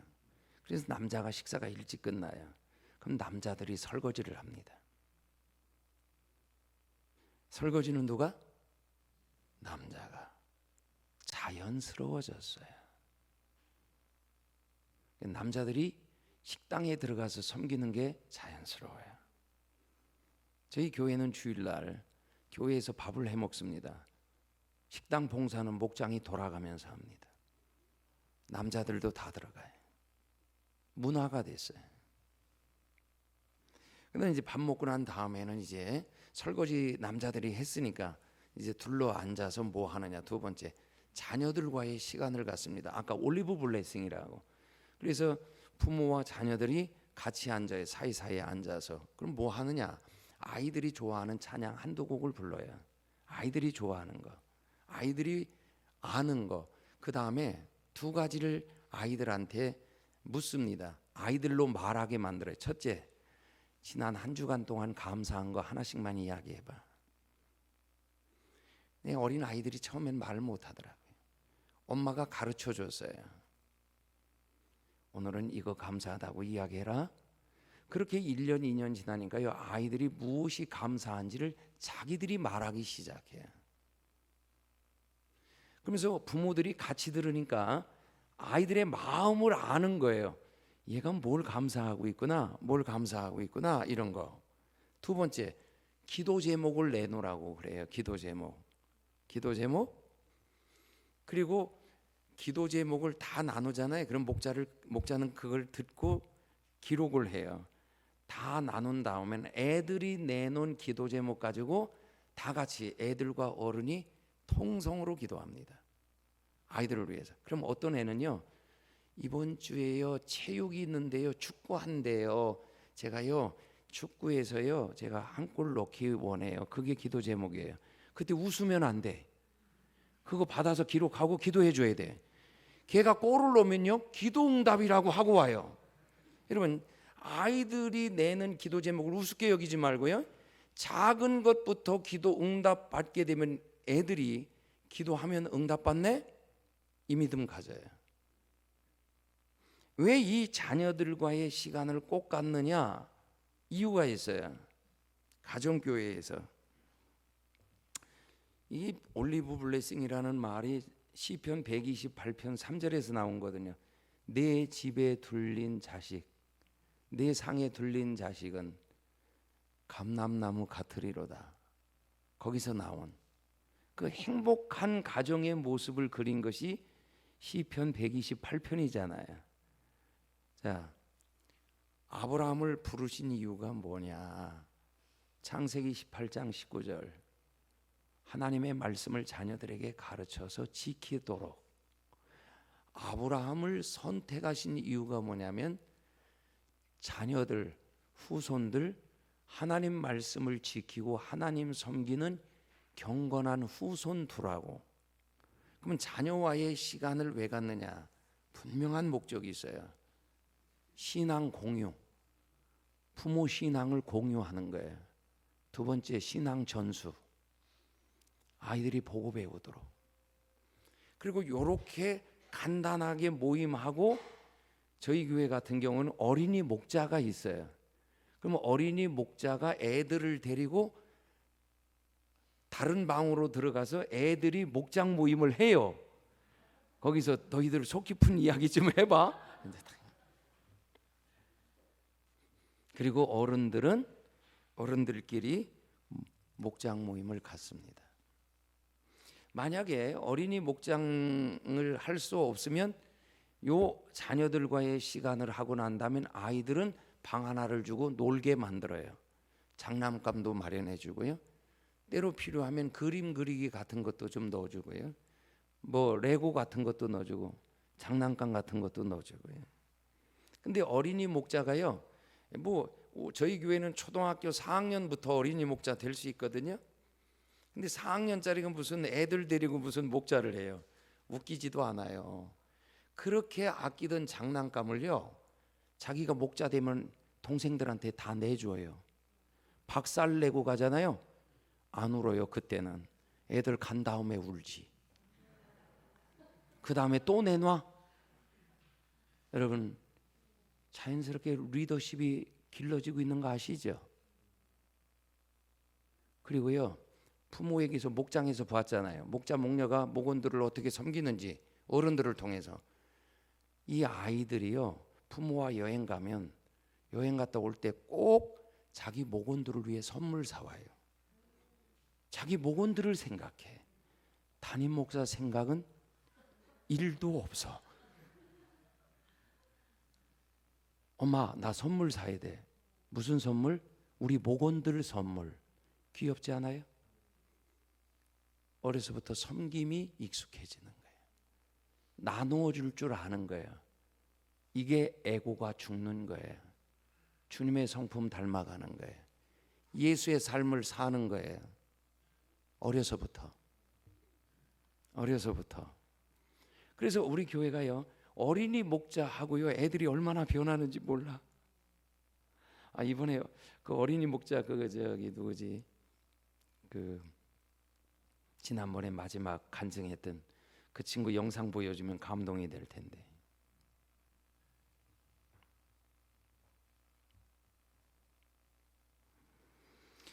그래서 이 자녀들과의 시간이 얼마나 중요한지. 제가 가정교회 하면서 아이들이 목장에 오고요, 어린이 목장을 하면서 아이들이 변하는 걸 봐요. 제가 그래서 이런 의문이 들어요. 이런 질문을 한번 던지고 싶어요. 자, 현대 교회 교육 시스템이 너무 잘 돼 있어요.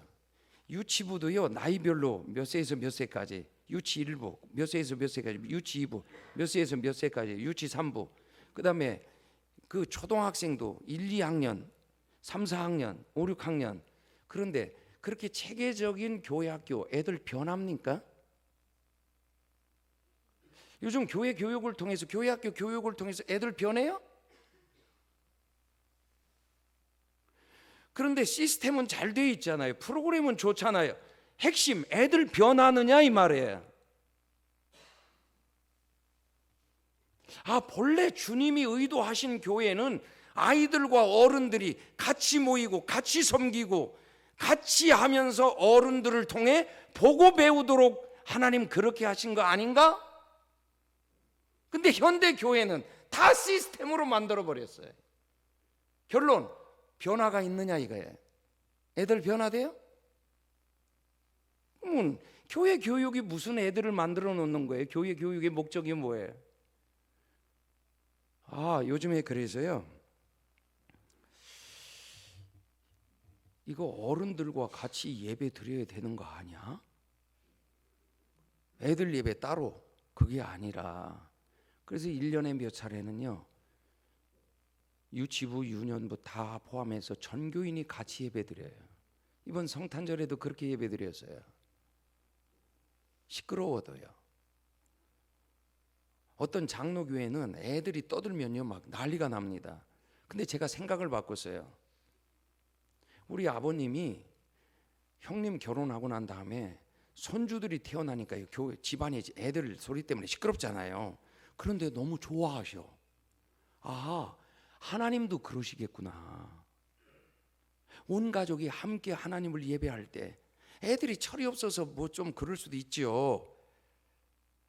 주님은 얼마나 기뻐하실까.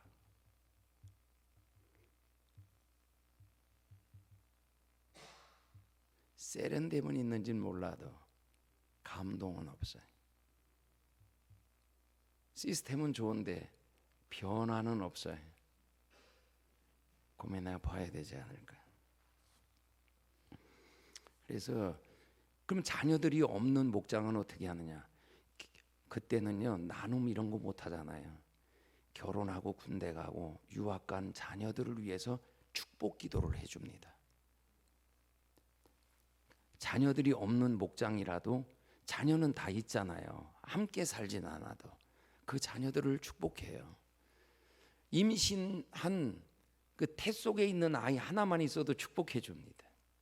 그래서 자녀와의 시간을 반드시 갖는다. 그런 다음에 아이들을 이제 보내고 난 다음에 뭐 하냐? 성인들이 찬양하고요. 한 10분에서 15분. 누구에게 맡기느냐? 가장 늦게 믿은 친구한테. 왜 그런지 아세요? 그가 아는 찬양을 준비해 와야 그가 신나게 부르지. 오래 믿은 사람이 맡으면 자기가 아는 찬양 부르면 간 믿은 사람들은 벙어리로 있다 끝나요. 그래서 항상 가정교회 목장은 어디에 초점이 맞춰져 있느냐? VIP 그들에게. 그리고 난 다음에 한 10분에서 20분 성경 공부를 하는데, 이때 교회에서 준비한 성경 공부 두 가지일 수 있어요. 저희 교회는 지난주일 설교를 잘 요약해서 요때 다시 한번 읽어주게 합니다. 요때 성경 공부는 그냥 지식 전달로 끝나요. 아니면 교회에서 체계적으로 VIP에 맞춘 그 기독교의 기본 진리 잘 모르니까 그런 내용을 준비해서 전달하는 정도로 성경 공부를 간단하게 해요. 꼭 잊지 마세요. 목장에서는 성경 공부가 주가 되지 않도록 한다. 지식 전달로 끝난다. 가정교회 목장은 삶 나눔이 초점을 맞춘다. 삶 나눔이 중심이다. 삶 나눔이 중요하다. 그래서 이제 요 한 10분에서 15분 이제 성경 공부 간단하게 한 다음에 뭐 하느냐? 교회 소식을 이제 그때 알려주는 거예요. 연합교회와 연결이 돼야 되니까 교회에 무슨 일이 있는지 요때 이야기해주면서 목장 식구들의 축하할 일, 생일이라든지 결혼기념일이라든지 뭐 진학을 했다든지 취업을 했다든지 뭐 하면 요때 축하를 해주고 요때 다과를 내놓으면서 이제 먹으면서 나눔을 시작하는 거예요. 먹으면서 나눔. 이제 나눔은 이게 1시간에서 2시간도 되고 3시간도 되고 4시간 될 수 있어요. 자, 이제 나눔에서 이제 핵심만 제가 말씀드릴게요. 나눌 때 저희 교회는 어떻게 하냐면 지난주 목장 모임을 했잖아요. 지난주 목장 모임에서 나눔이 있었으니까 나눔을 듣고 목자가 이 가정엔 이런 문제가 있구나, 이런 문제가. 그래서 나눔을 들으면서 목자는 목원들의 나눔을 통해 저 가정을 위해 무엇을 기도해야 되는지 기도 제목을 적습니다. 그리고 나눔이 끝나면 그 기도 제목 가지고 통성으로 기도하거든요. 기도했으니까 지난주 목장하고 난 다음에 나눔할 때 가장 먼저 지난주 기도했는데 기도 응답이 있었는지 한번 이야기해 보자고. 기도 응답이 있었는지, 기도 응답에 대한 점검을 꼭 해요. 응답이 없었으면 계속 기도하면 돼요. 그러면 또 기도 응답이 있잖아요. 그럼 기도 응답 나누면요, 우리가 기도해서 응답 받았어. 그래서 기도한 거로 끝나지 않고 기도했으면 기도 응답에 대한 기대감을 막 갖게 만들어 주는 거예요. 응답 받았으면 또 기도 제목을 자신 있게 내놓을 수 있는 용기를 갖게 만드는 거예요. 그다음에 두 번째는 그렇게 기도 응답에 대한 확인을 하고요. 그다음에 그 기도 응답에 대해서 나눌 이야기가 많으면 뒤에 가서 나누도록 하고 응답 받은 사실만 이야기하게 하고, 두 번째, 한 주간 동안 감사한 것 한 가지씩만 나누게 합니다. 요거 다 돌아가면서 이야기해야 돼요. 다 돌아가면서. 그런데 이게요 얼마나 중요한지, 제가 목장 모임을 제가 목자가 되고 우리 아내가 목녀가 되고 목장을 직접 한 적이 있거든요.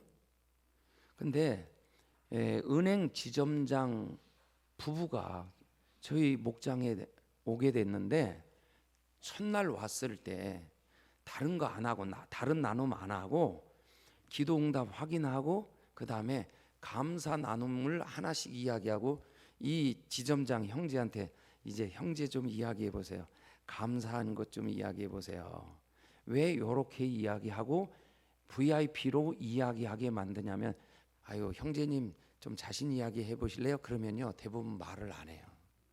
그런데 우리가 먼저 감사한 걸 다 나누잖아요. 그리고 난 다음에 형제님 감사한 것 좀 하나 말해 주실래요? 이렇게 말해요.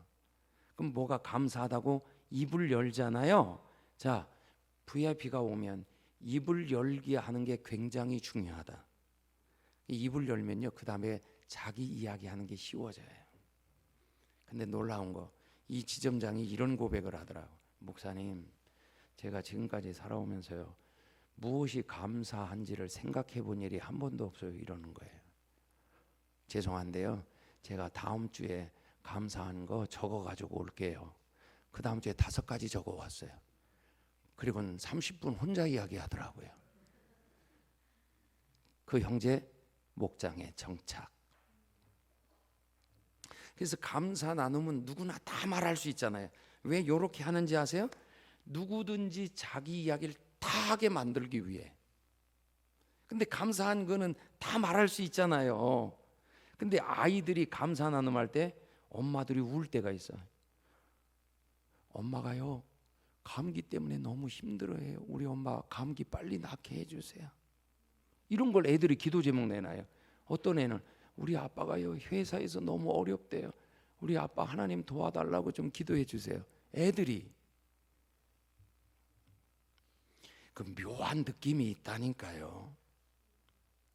그리고 난 다음에 나눔으로 들어가요. 나눔할 때 누가 먼저 하느냐? 목자가 먼저 합니다. 목자 나눔이 중요합니다. 목자가 나눔을 잘하면 전체 나눔이 잘 됩니다. 근데 가장 나눔을 잘 못하는 목자가 누구냐? 장로님 목자입니다. 자기 이야기 안 해. 그러면 그 목장은 자기 오픈을 안 합니다. 근데 장로님이 자기 오픈을 하잖아요. 그럼 그 다음 오픈은 쉬워진다. 요게 키예요. 목자가 가만히 있으면서 자, 누가 먼저 말할까요? 말할 사람 먼저 말해보세요. 실패할 가능성이 많습니다. 그래서 저희 부부가 할 때는 우리 아내가 나눔을 잘해요. 그래서 제 아내가 하고 제가 하고, 우리 아내가 할 때는 남편 까는 게 즐거움이었어요. 우리 교인들이 얼마나 좋아하는지 몰라. 그 이야기를 다 들어줄 때 제 에고가 죽습니다. 여러분, 언제 사람이 변화되는지 이해하시겠어요? 아내로 속 깊은 이야기할 때 들어주는 남편. 여러분, 에고가 안 죽는 남편은요, 집에 가서 타협했다잖아요. 수위를 정했다잖아요. 둘째 날 우리 어디까지 나눌 거냐고. 근데 자기가 먼저 다 털어놨다면서요.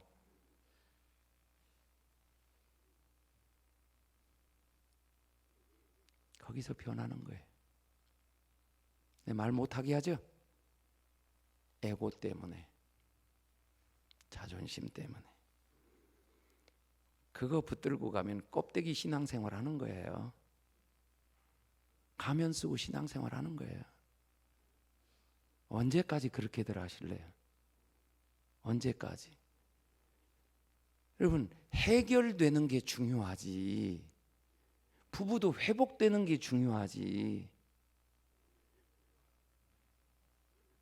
우리 아내한테 최고로 듣기 좋았던 말, 여보, 나 당신하고 살아서 나 자존감이 높아졌어. 자신감이 생겼어. 이야기 들을 때 제 아내가 저보고.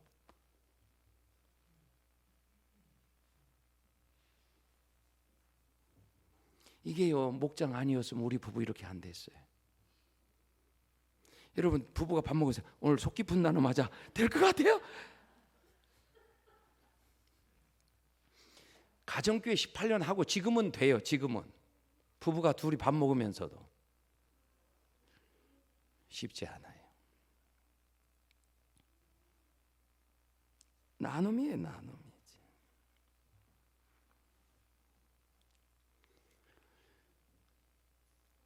근데 왜 이 속 깊은 나눔이 중요하냐? 환자가 의사 앞에 가면 치유고 받으려면 환부를 드러내야죠. 환부를 드러내지 않고 어떻게 치유를 받아요? 하나님께도 마찬가지예요. 아픈 부분을 드러내야 하나님이 일하시기 시작하잖아요. 놀라운 거, 성령이 언제부터 역사하기 시작하느냐? 상처를 드러내기 시작할 때, 환부를 드러내기 시작할 때, 우리의 속을 드러내기 시작할 때, 자기 이야기하면서요, 상처가 되니까 울어요. 그런데 그 다음에 와서도 울고, 그 다음에 와서도 울고, 몇 달 지나면요, 변했어요. 강해졌어요. 치유가 된 거예요. 그런 나눔을 들으면서 배우자가요, 배우자의 마음을 알아요. 저런 아픔이 있었구나. 상처가 있었구나. 그래서 목장 와서 부부가 부부를 알아. 그런데 세련된 교회는 남자 셀, 여자 셀 나누면 안 된다고. 언제 부부가 회복되겠어요? 그리고 솔직히 남자들끼리 깊은 이야기 해요? 남자 셀들 모여가지고 여자 셀들 진짜 속 깊은 이야기들을 해요?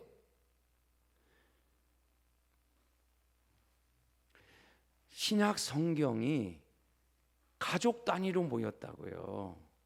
성경이 그렇다 하면 그런 줄 알고 하라고 하면 하고, 가정교회 핵심 가치 성경대로 부부가 모였으면 부부가 모이고, 자녀들과 같이 모였으면 자녀들과 같이 모이고,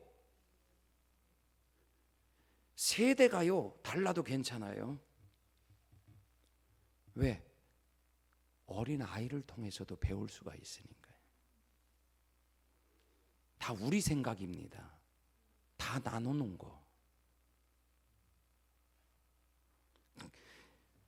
치유 프로그램, 치유 수양에 없는데 치유가 일어나요.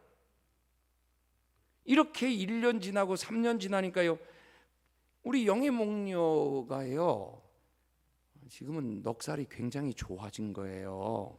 그게 뭐냐? 내면이 건강해졌다 이 말이에요. 오늘 내가 간증하면서 왜 이렇게 저렇게 자신감이 넘치지? 안 그랬어요. 회복됐구나. 건강하구나. 내면이. 보람을 맛보죠. 열매죠, 교회. 그래서 자신이 변화된 게 가장 기쁨이고 보람이고 축복이라고.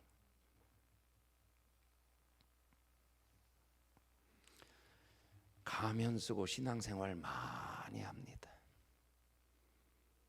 직분을 받을수록 그렇습니다.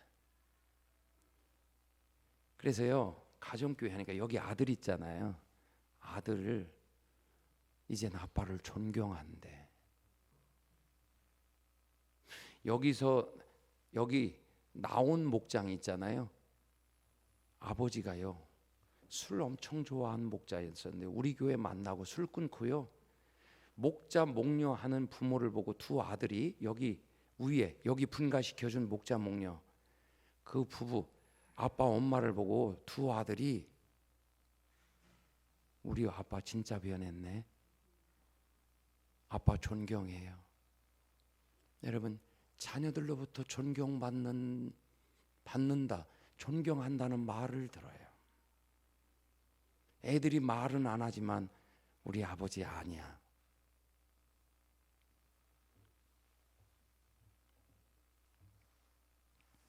가정교회는 나누잖아요. 절대로 훈수 두지 않습니다. 목사님도. 그래서 목장을 가장 잘못하는 분이 장로님 목자예요. 맨날 설교해. 듣고 난 다음에 기도 안 해서 그렇지, 그러면 목장 실패해요. 그 다음부터 안 와요. 절대 훈수 두지 않는다. 도와주려면 자기 간증을 해주는 거예요. 그게 도움이 되지. 가르치지 않는다, 훈수 두지 않는다, 그냥 들어주기만 해요. 우리는 하나님 말씀을 쪼개가지고 가르쳐야 된다고 생각하죠. 목자가 지식이 많아서 그거에 대한 답을 줘야 된다고 생각하죠. 절대 그렇지 않습니다. 1년, 2년, 3년 들어주기만 해도요, 성령이 그 안에서 일을 다 하세요.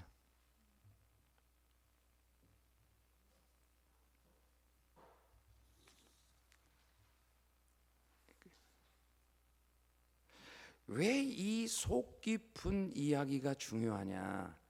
여러분, 자기 이야기, 속 깊은 이야기 마음껏 하면요 후련하다고 그러죠.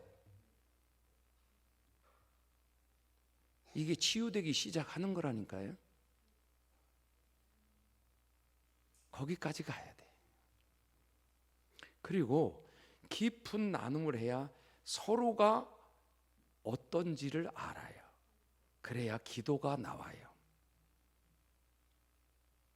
기도가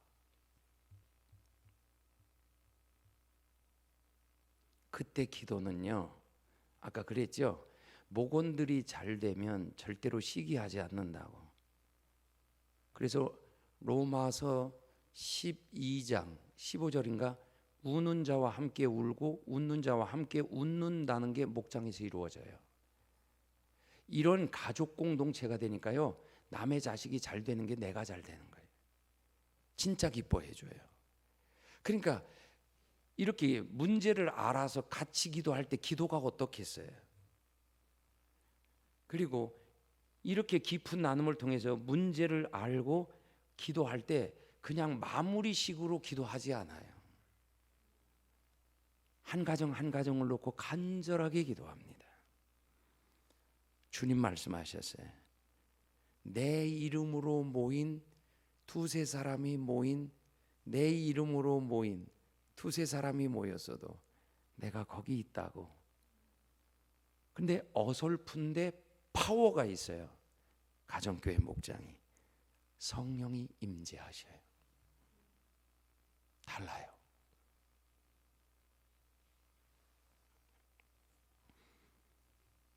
그래서 기도가 강렬해지는 거예요. 서로를 위한 기도가. 피상적 만남이 아니죠. 끈끈한 만남이죠. 이렇게 만남을 가져보세요. 헤어지기 싫은 거야. 그래도 12명 넘으면 분가해야 돼. 오늘 제가 다 이야기할 수 없잖아요. 궁금하시면 세미나에 꼭 가시기를 바랍니다.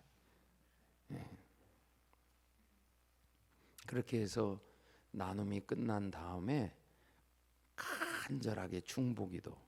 그래서 목장 모임의 꽃은 중보기도입니다.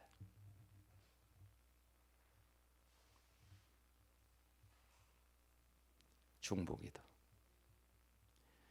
절대로 두 가지 조심하세요. 성경 공부 모임이 되지 않도록 하세요. 두 번째, 친교 모임이 되지 않도록 하세요. 나눔의 목적은 합심해서 기도하기 위함이에요. 중보기도예요. 그리고 난 다음에 마무리, 전도와 선교. 저희 교회는 매년 연말이면 목장에서 VIP를 정합니다. 가까운 사람들, 가장 예수를 믿을 만한 가능성 있는 사람을 5명 정하고 꾸준히 기도하고요, 만나도록 접촉하고요, 목장으로 이끌어 오려고. 그러면 요 마지막 전도와 선교 나눔할 때 그 VIP에 대한 나눔을 이때 해요. 아직 그 VIP 못 만났다고, 한 주 더 만날 수 있는 기회 열어주시기를 기도하자고. 또 만나게 됐으면 이번 주 만납니다, 기도해 주세요. 밥 먹기로 했습니다, 기도해 주세요. 요런 나눔, VIP에 대한 나눔. 그 다음에 목장이 선교지하고 연결이 되어 있거든요. 그래서 관계를 통해서 목장으로 데려오는 전도와 함께 목장에서 헌금을 해가지고 선교사님을 후원한다고요. 그래서 전도와 선교가 동시에 이루어져요. 그리고 우리 교회는요, 한 번 맺어지면 선교사가 끝까지 가요. 그래서 우리 선교사 의식이 있어요. 끈끈하다고. 그래서 선교도 지원하고 전도도 하고. 그래서 이때 선교사님으로부터 온 선교 편지 읽어주고 부탁한 기도 제목 다시 한번 확인하고 VIP를 위해 기도하고 선교지를 위해 기도하고 목자가 마무리 기도하고 끝나요. 목장 모임이 이렇게 이루어져요. 이 모임 했죠? 그 다음 주 모이면 뭐부터 확인한다고요? 기도응답, 또 감사 나눔. 이렇게.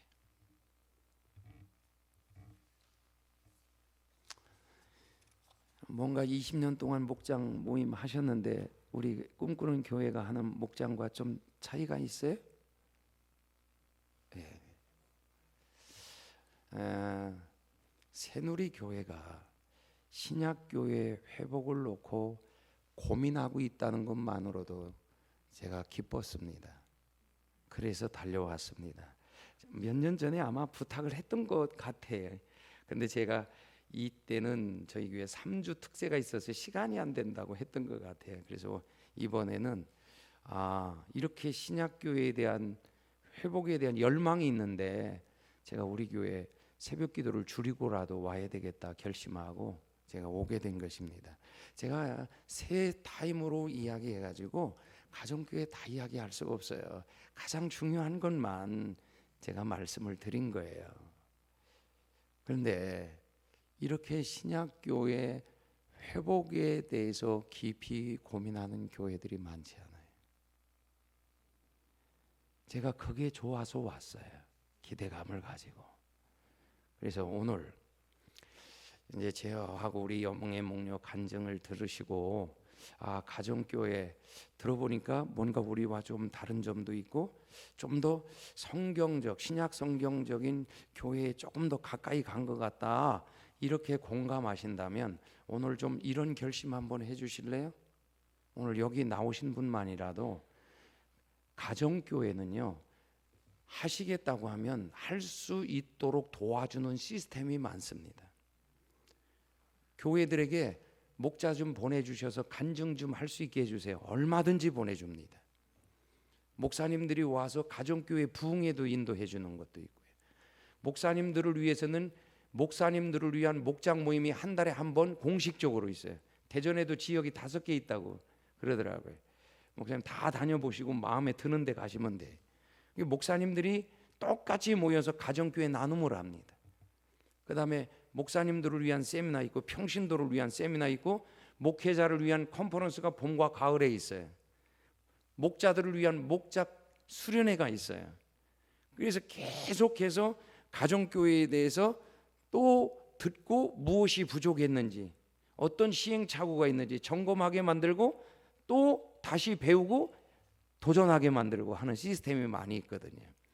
가장 잘 배울 수 있는 방법이 우리 평신도들은 가정교회 평신도 세미나 금요일 점심부터 토요일 주일 낮 예배까지 2박 3일 민박하면서 목장도 경험하고 그 교회의 간증도 듣고 그리고 가정교회의 주일 예배는 어떤지 그 예배도 보게 되고 이런 교회 아마 가정교회 평신도 세미나 하는 교회가 한 70개 교회가 넘을 거예요. 저희도 가을에 평신도 세미나가 있고 목회자 세미나는 4월달하고 10월달 2번 있고요. 이번엔 9월에 있습니다. 9월하고 그 다음에 11월달에 평신도 세미나 있는데 오시면 저희들이 잘 섬기도록 할 테니까 평신도 세미나 나 한번 꼭 갔다 와야 되겠다. 내가 제대로 한번 그 세미나 들어보고 내가 가정교회에 대해서 내가 어떤 결정을 해야 되겠다. 이런 마음을 가져주시면 좋을 것 같아요. 오늘 강의 여기서 마치게 되는데 여러분 꿈꾸는 교회도요 포기하고 싶을 때가 있었어요. 재밌을 때도 있었고요 슬럼프에 빠지는 때도 있었어요. 그런데 제가 4가지 기둥 성경적 교회 존재 목적 그 다음에 제자 훈련 방식 성경적 제자 훈련 방식 사역 분담 원칙 성경적 리더십 이거 말고 그러면 뭐 붙들어야지 하니까 다른 대안이 생각이 나지 않아 성경에서. 그래서 이게 맞다 싶으니까요 힘들 때는 조금 기다렸어요. 조금 힘 얻어서 조금 더 가고 18년 방향을 바꾸지 않고 계속 노력해 왔더니요 10년 지나면서 자폐아가 낳는 또 이 연웅 형제 같은 이런 변화되는 이야기 열매들을 많이 주셔서 가정교회가 주님이 원하시는 교회 맞구나, 이런 확신을 더 갖게 됐어요. 이런 축복을, 이런 열매들을 여러분도 맛볼 수 있기를 바라고요. 결론이 뭐냐면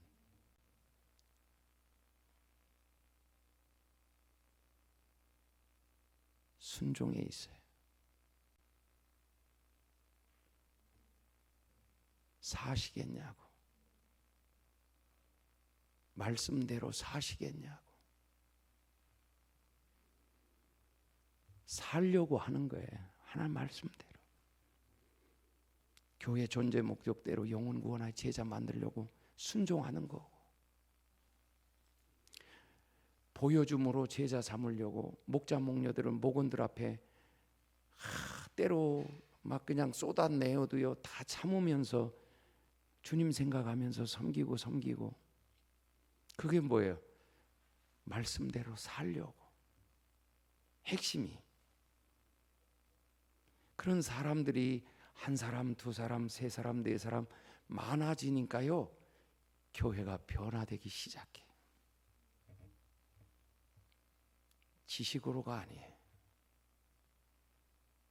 다 내려놓고요, 주님 액션, 행동하겠습니다. 순종하겠습니다. 실천하겠습니다. 살겠습니다. 이 결단만 남은 거예요. 이 결심하시면 이 교회 됩니다.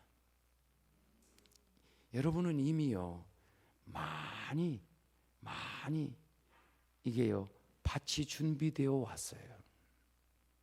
중요한 게 몇 가지 붙들고요, 순종만 하시면요 여러분 교회는 굉장한 영향력을 끼칠 교회입니다. 잊지 마세요. 교회가 교회에 영향을 미치는, 10년 넘으니까요 하나님이 저희 교회를 써주시는 거예요. 교회들을 세우는 이렇게 간증자들을 내보내고요, 교회에 와서 세미나 인도해달라고 그러고요, 목회자 세미나, 평신도 세미나에 목회자들이 오고요, 평신도들이 오고요. 새누리교회가 여러분 교회만 행복한 것이 아니라 여러분이 주님이 원하시는 교회를 이루어 교회가 교회를 깨우고 교회가 교회를 세워주는 이런 교회로 세워지는 축복이 있기를 바랍니다. 찬양 하나 할까요? 어제 불렀던 거 우리에게 소원이 하나 있네, 이 찬양 한번.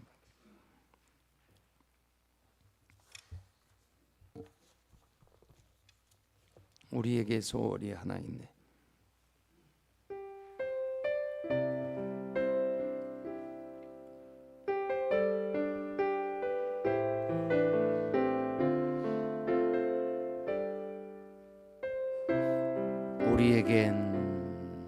우리에겐 소원이 하나 있네.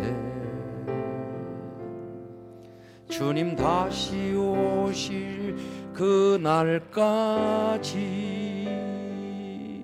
우리 가슴에 새긴 주의 십자가 사랑, 나의 교회를 사랑케 하네. 주의 교회를 향한 우리 마음, 희생과 포기와 가난과 고난, 하물며 죽음조차 우릴 막을 수 없네. 우리 교회는 이 땅의 희망, 교회를 교회되게, 예배를 예배되게 우릴 사용하소서. 진정한 부흥의 날 오늘 임하도록 우릴 사용하소서. 우리에겐 소원이 하나 있네. 주님 다시 주실 그날까지 우리 가슴에 새긴 주의 십자가 사랑 나의 교회를 사랑케 하네. 주의 교회를 향한 우리 마음 희생과 포기와 가난과 고난 하물며 죽음조차 우릴 막을 수 없네. 우리 교회는 이 땅의 희망 교회를 교회되게 예배되게 우릴 사용하소서.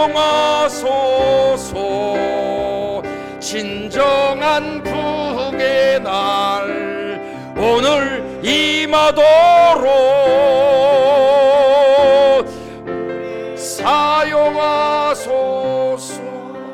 성령 안에 성령 안에 예배하리라. 자유의 마음으로 사랑으로 사역하리라. 교회는 생명이니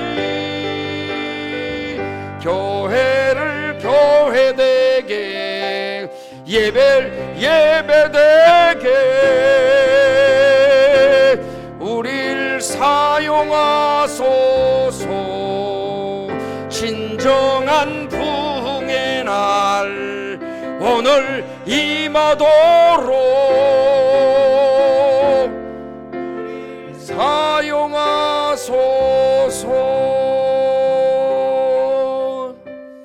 로마서는 1장에서 11장까지는 어떻게 의롭다함을 받는가, 12장부터 15장까지는 의롭다함을 받은 사람이 어떻게 살아야 되는가, 16장은 사도 바울이 복음을 위해 일한 사람들을 로마 교회 성도들, 로마 교회 안에 있는 로마 교회 성도들을 거론하면서 복음을 위해 일한 사람들을 기억하라고, 알아주라고, 문안하라고.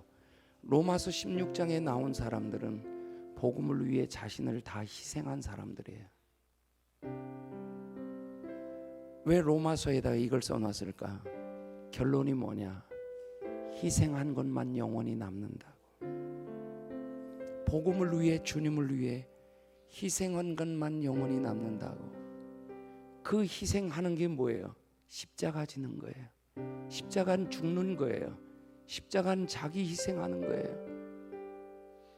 한 생명을 살리기 위해서는요, 희생 없이는 안 돼요. 이런 희생이 있고 한 영혼이 살아나요. 그런데 오늘 교회는 십자가 안 지려고 그래요. 희생 안 하려고 그래요. 죽지 않으려고 해요. 한국 교회가 복받은 이유는 순교자들 때문입니다. 복음을 위해 죽은 사람들. 근데 우리는요, 그런 순교도 아닌데 희생도 안 하려고 그래요. 희생 없으면 영광 없습니다. 십자가 지지 않으면 영광 없습니다. 십자가 진 후에 부활의 영광이 있습니다. 상이 있다고요? 희생이 영광입니다. 희생이 상입니다. 가정교회 희생이 들어가 있기 때문에 희생하겠다고, 십자가 지겠다고, 이런 성도들이 있으니까 교회가 변하는 거예요. 열매가 있어요. 힘든데 행복하대요. 보람을 맛보니까. 보람을 맛볼 때 행복한 거예요. 오늘 마지막, 십자가 지시겠습니까? 희생하시겠습니까? 주님이 나 구원하시려고 자기를 희생하셨어요. 이젠 내가 한 영혼, 지옥 갈 한 영혼 구원하기를 간절히 바라시는 그 영혼도 사랑하시는 주님의 마음을 알아서 이제 그 영혼 구원하는 일에 제가요 십자가 질게요. 썩어지는 하나의 미랄이 될게요. 오늘 이렇게 마음에 결심하는 분, 그리고 목사님이 우리 교회가 가정교회를 하겠다 그러면 제가 가정교회 순종하겠습니다. 목자 목료로 헌신하여 섬겨보겠습니다. 그리고 제가 정말 가정교회가 어떤 교회인지, 정말 신약교회인지 한번 가정교회 세미나 참석해서 한번 제가 다시 배워보겠습니다. 이런 결심하는 분들, 우리 한번 같이 기도할 때 하나님 우리 마음속에